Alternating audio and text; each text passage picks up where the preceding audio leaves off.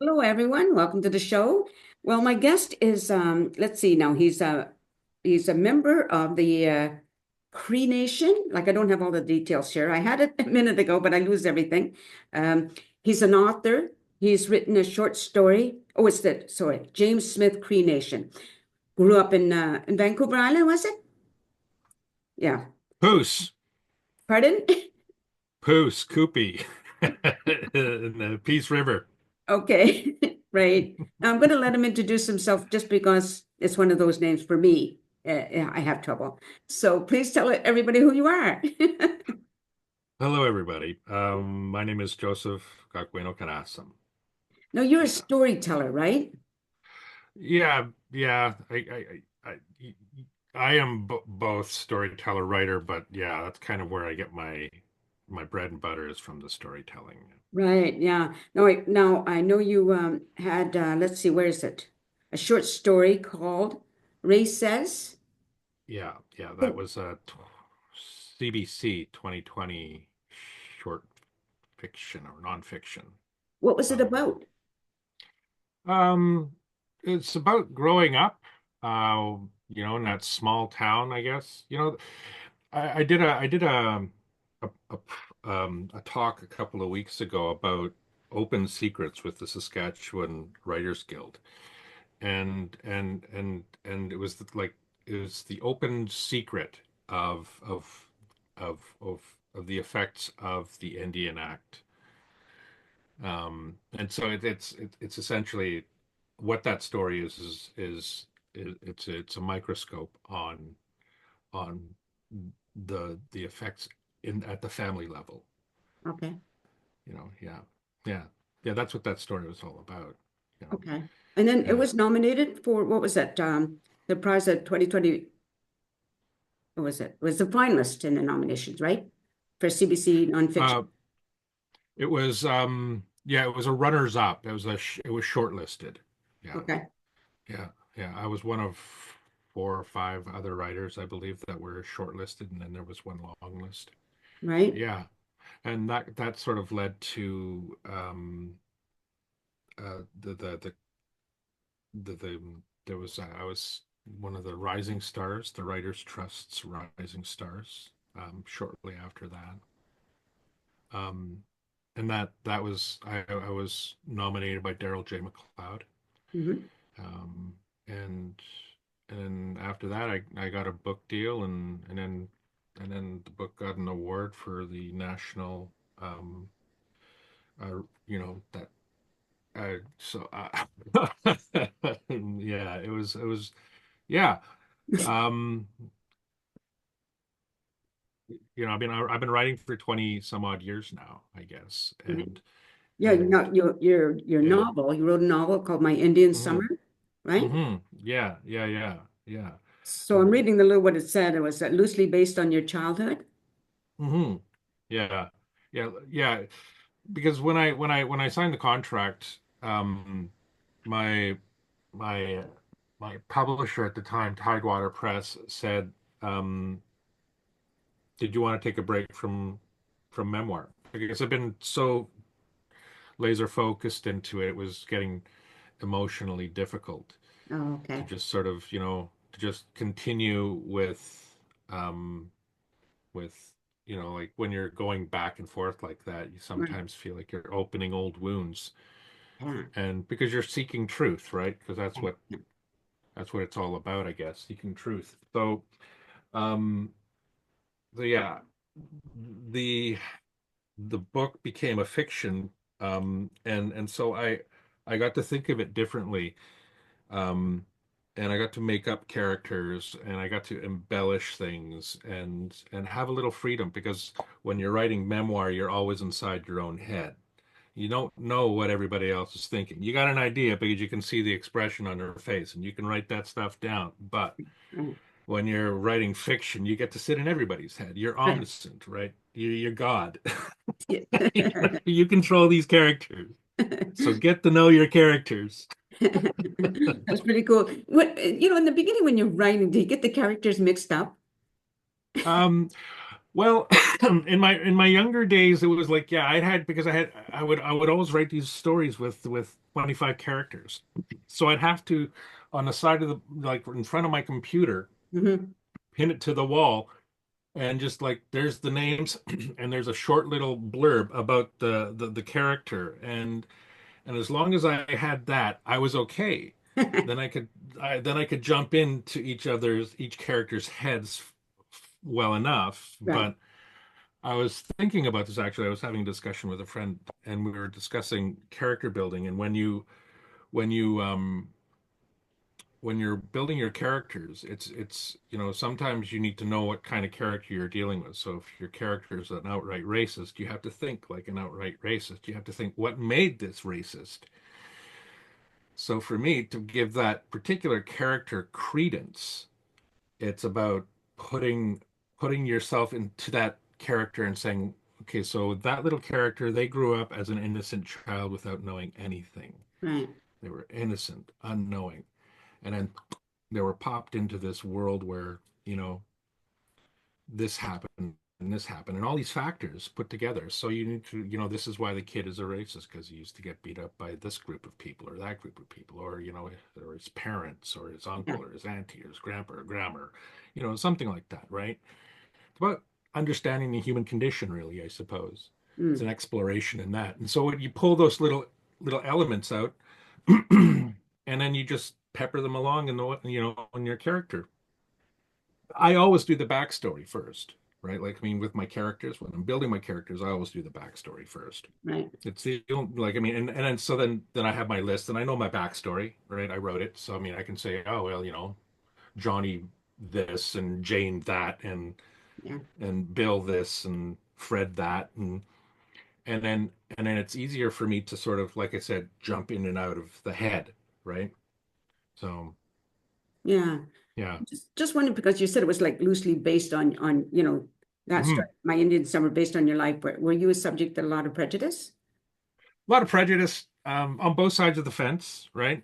Yeah. Because I look, I mean, you look at me, I mean, I'm obviously I take after my father, who I believe with these are either Austrian or Okay. German or Hungarian. I've got seven brothers and sisters, and we all have a father, but they're from different places. Oh, So, okay. so I don't know. And there was also the 50s, right? So Hungary and Austria, they were all changing up, right? Like, I Right, mean, this yeah. is just the post-war Europe kind of thing. So a lot of borders and things like that changed. Anyways, um, yeah, yeah, it's based on an experience I had as a child growing up. There was a lot of racism. It was a small town. It was the 70s, right? Mhm. Um, And not that that's an excuse or anything like No, that, but I no. mean, there's, like going back to that last talk that I did about open secrets, it's like it was no secret that the 70s were a very racist part of, our civilization's history. Like, I mean, how we treated women at the time as well, right? Like, I Right. mean, um, they needed a cosigner to get a mortgage, right? Yeah. Yeah. Systemic racism, right? And that is systemic racism. It's sexism. Mhm. So it's the patriarch. You call it what you want, but I mean, it was the zeitgeist of the time, and living through that was, and having a mother who was raised in that time, like born in the 30s, Right.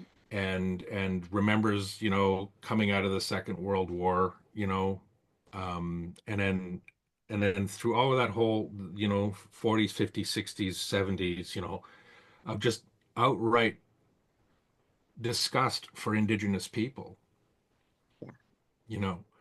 So there's that's what she lived through. And so, life with her growing up, they're they weren't pleasant for the most part.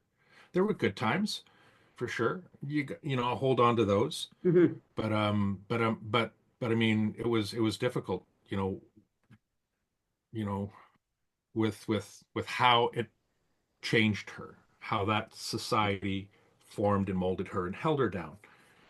Yeah. Yeah, Yeah. I was yeah. born in the late 40s, and I have indigenous family members. And we heard, even as children, like we knew stuff was going on, bad stuff, but we didn't know what because we're children. We didn't understand, but we could hear these whispers, you know? And I always tell people if children are hearing it, the adults are talking about it. But nobody did Yeah, anything for anybody then. Nobody, everybody sort of minded their own business, right? yeah. Even if you saw it right in front of your face, you didn't do anything. You never stood up. No, exactly. And Yeah. hopefully, people have, well, I want to say, I wish people have changed. Some have, but never mind. Yeah. Okay, so two quick stories. I got kicked out of a restaurant with my mother on my birthday when I was about 5 years old, you know. And then a little greasy spoon up in Dawson Creek called the Blue Sky. Um, and then the other, like a few years back, I'm in White Rock doing a show at a restaurant, and it's one of these, popular type, restaurants. It's a Mm. franchise. And I'm all dressed up in my regalia, Oh, and I'm doing a talk. I'm doing some storytelling, right? right. Um, and and so my wife and I, we want to go into the restaurant and go have something to eat. So get in, sit down, and they didn't serve us at all. People Mm. were walking around us, waitresses were passing by, people would come in after us and then they'd get service. And then somebody once said that, oh, well, they were here before us, you heard a couple of people say that. And then the waitress just ignored her and walked right away from us. Wow. And that wasn't that long ago, 3, 4 years ago, you Right. know. Yeah. So it's still here. Oh, yeah, I know. I have a First Nation friend that told me he didn't know, but that when you went to a restaurant, you could get a second cup of coffee for free until he Uh, went with a white person. I mean, like it's so like I think of it as so insane, you know? mm, It yeah, yeah, I don't get it. yeah. Wish I could, but I don't. How do you get into the mind of people like that? I mean, it's hard not No. to talk about those things, for me. Yeah, yeah. I- And so this is why I wrote the book. This is why I wrote the fiction. This is why I switched to fiction because it's just so much easier yeah, for me anyways, emotionally, spiritually, physically and mentally easier for me to write something in a fictional sense as opposed to a nonfiction. What non writing nonfiction I get it, all of this nonfiction stuff, it ended up starting out as therapy. It's uh, I was, I mean, I've been seeing a therapy. I've been doing therapy groups, and I've been, since I was in my mid 20s. So when I finally met my psychiatrist, I think I might have been 27, 28 years old or something like that. But I mean, it's constant work on where my anger comes from, mm, controlling my own emotions, because I mean, I've got my mother's temper. And so, like I mean, there's just I have to think about it. I have to think about my emotional investment because like I mean, another thing, somebody said that there's this theme inside My Indian Summer. Somebody said, it's time. Time is a theme because I talk about Indian time, and Indian time, like I mean, is like for me, so there's an emotional, a spiritual, a physical, and a mental self, and okay. they all sit in different quadrants of the circle, and this is the medicine wheel. And Ah, so they all represent a part of your life, a part of your being, of who you are, what you are, physical and spiritual, right? right. So if one part of you, if your physical self or your mental self, your emotional self or your spiritual self are out of alignment, then your circle is no longer a circle anymore. Mm, It's a bloody mess. So think about that spiritual side or think about that mental or physical because like it's good to get exercise. It's not healthy to write all day. These are things that I've learned from just writing a book and right. and then getting finishing my second one. Like I mean, I finished my second manuscript at Vancouver Public Library last year, Mhm. 2024, in the spring. Around this time, actually, I was working on it. So so yeah, like I mean, but it's important to always just sort of get up and go for a walk or wash the dishes. Because I mean, it also not only does it help you separate yourself from your project, from your work, from your character, because sometimes as writers we get right into the character, and that can be, exhausting. Right. So it's good to just, write in 1 hour spurts. That's what I normally do. And then I'll go sweep the floor, I'll go wash the dishes, I'll go pet the cat, I'll go Yeah. outside and kick some rocks around, you know, Yeah. just to sort of pull myself away. Because I mean, I would rather have my ass in a seat and working all bloody day.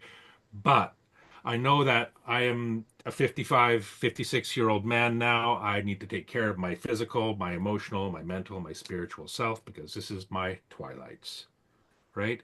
Yeah. This is where I'm moving, and this is where I want to be. So I don't want to be like, like what people call your typical Indian, right? Like, I you don't know know, what that is. either do I, but but like I mean, there's just there's just this idea that the basic, on with it, can non-Indigenous Canadian.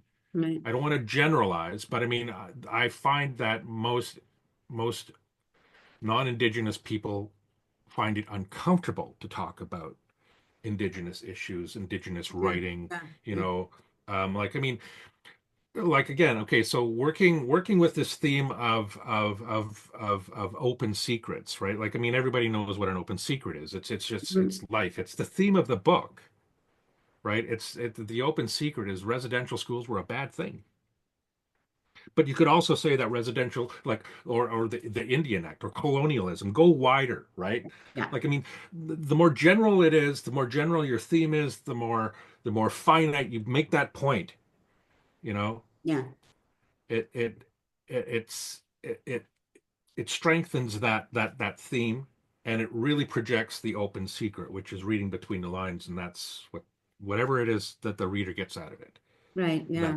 That's the theme, because you can't really control everybody, even though you write for a specific theme. Like I mean, I know I do, and I know I did in this particular book, this My Indian Summer, but that was the plan. But like I mean, I didn't expect it to get the awards that it got. So That's nice. yeah, yeah, it was really nice. It's affirmation. It's that validation, Hmm. um, that you didn't go through it for nothing.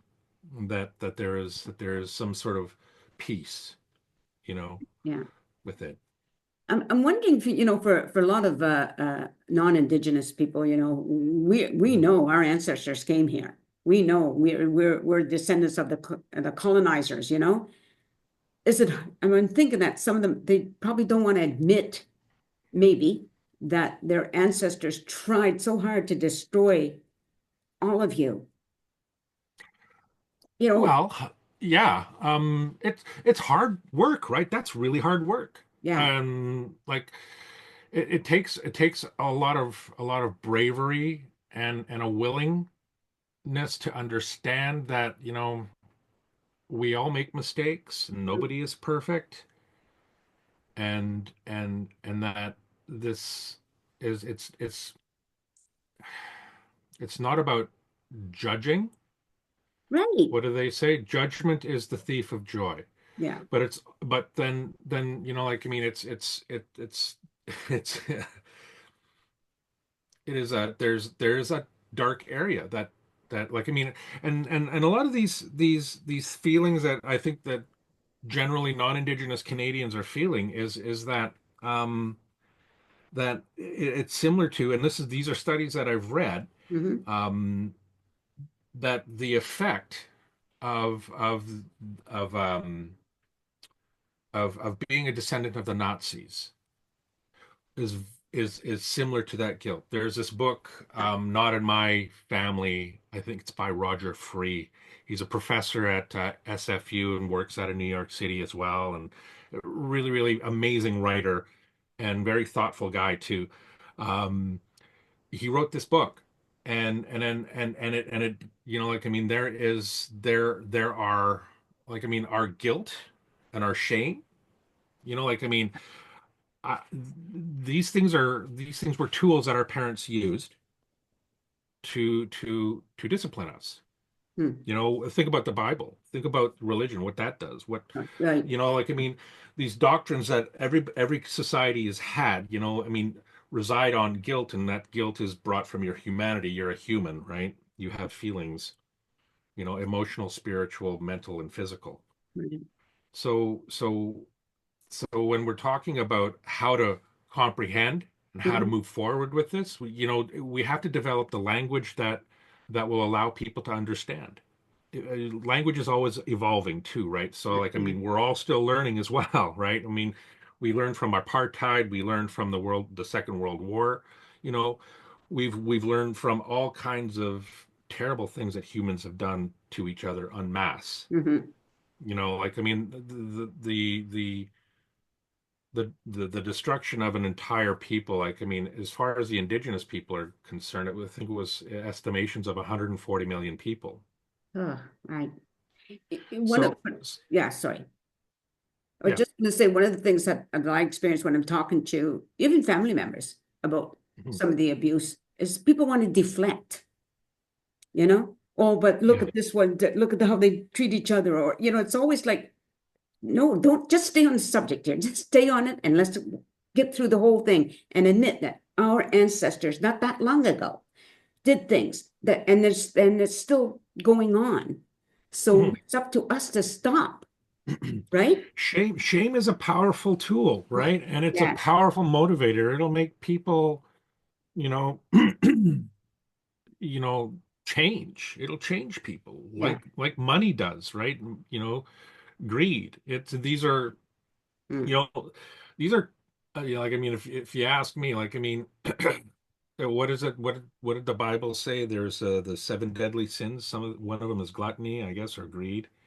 You know, and then shame is in there too somehow. I know. So these these are core principal human values or human. You know, this is the essence of being a human being. Right. And if you don't possess these things, then you're either Donald Trump or Elon Musk, Oh, right? Or Vladimir Putin, or one of those. You know, like yeah, I mean, yeah. you are a sociopath. You have no feelings. Right. You're like one of the characters in my next book, which is you know, um, he's a flesh eating Wendigo, or in our Cree language we call it Witago, um, and you know he's essentially a cannibal. And I've taken a lot of liberties with this particular character, so having lots and lots of fun building up this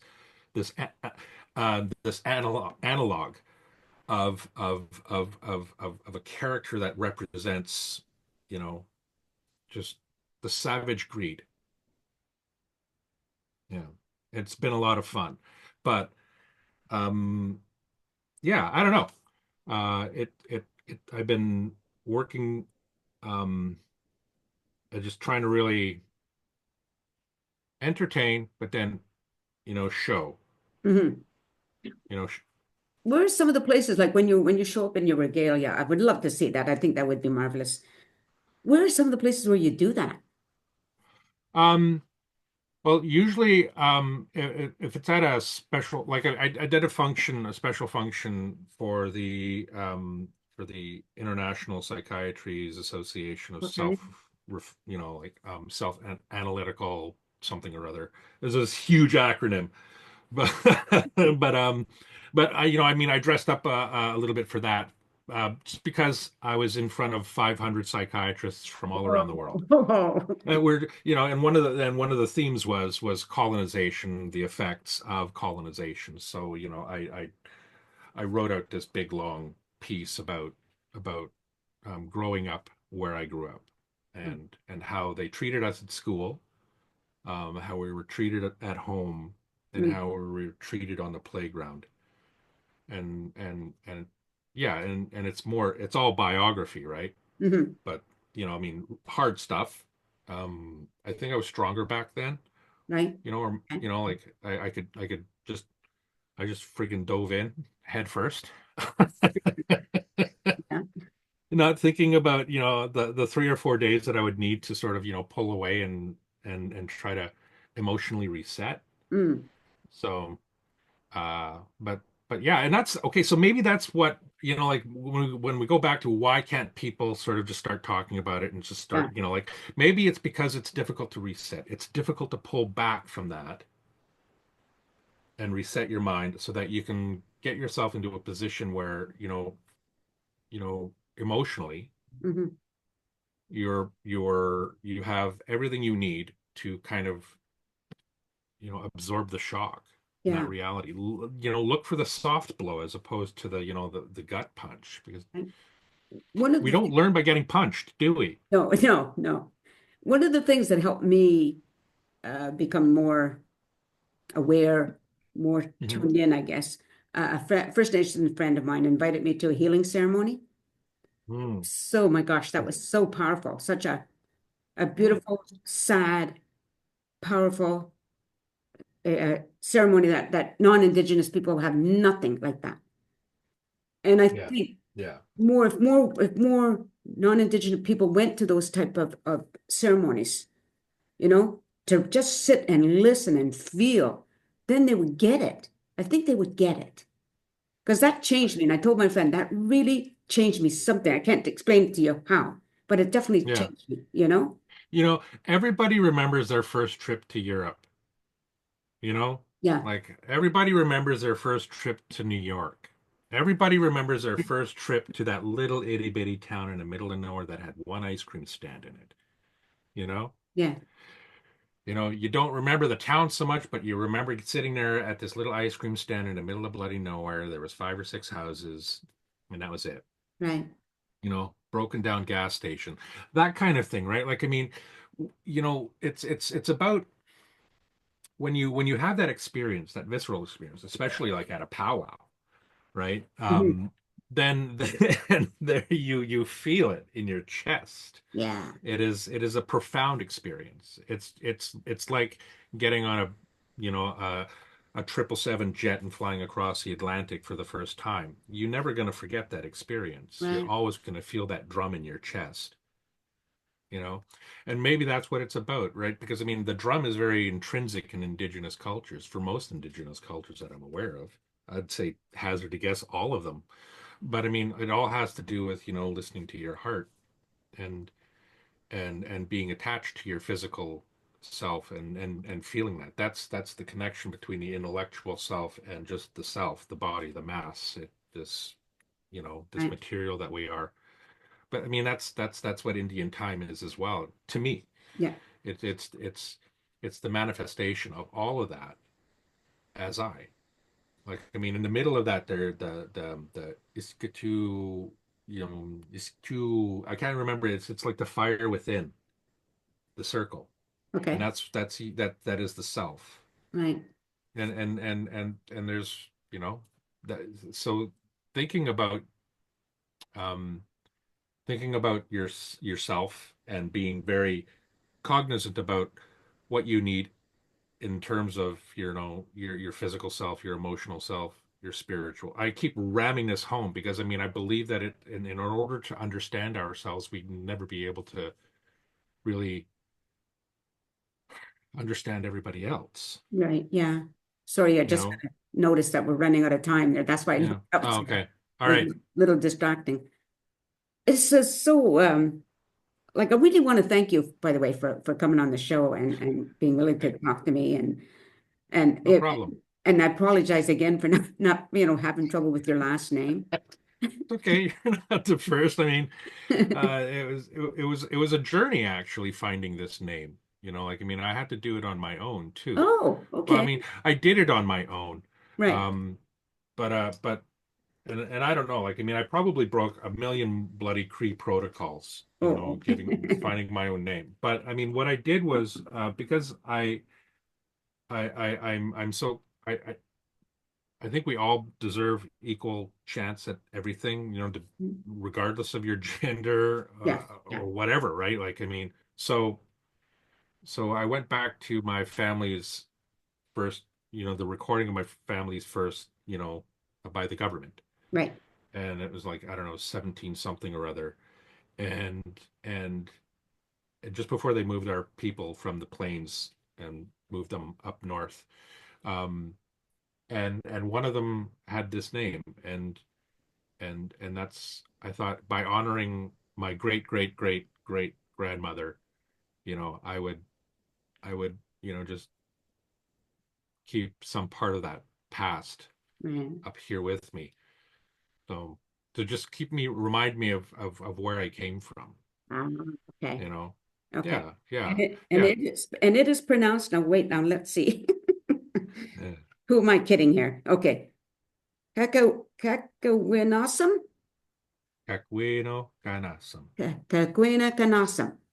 Perfect. Oh, thank you. No, I'm not going to try it again. Perfect. Okay, so just stay on camera for a second, please. All Okay. right. So, to the audience, thank you so much for watching the show, and I hope you continue to do so. And I'm going to include Joseph's information. You can just Google him. That's what, you can find all kinds of information there. I hope you continue to watch the show, everybody. Take care and peace out. Okay, so this is still reeling, even though I ended it, but it's still going. But this Mm, is going to air next Monday around okay. 4 o'clock. And so I'll send you, once it airs up on YouTube, I'll send you the link, okay? All righty. Okay. And again, thank you so much. I mean, if you ever get to Chilliwack, if you're doing whatever, gosh, I would love to be there. Yeah. I would, Nancy, if I ever do pass through Chilliwack, and I do occasionally, I will definitely, stop by for a burger, I'll give you you know. cupcakes. I'll make you cupcakes. Right on. Right. Thanks. Right. Thanks again. I really Thank appreciate you it. so much. Have a good Take one. care. You too. Bye-bye. Bye.